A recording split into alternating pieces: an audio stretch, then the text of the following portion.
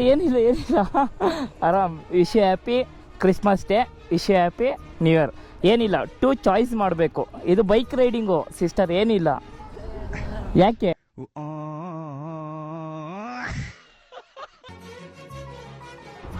2 minutes ಏನಿಲ್ಲ sister. ಇವತ್ತು wish happy Christmas day, wish happy, thank you.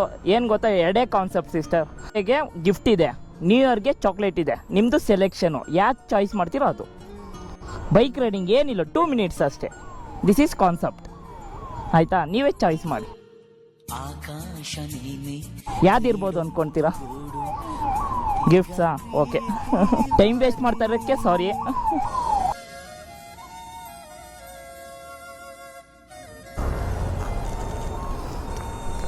Thank you. Once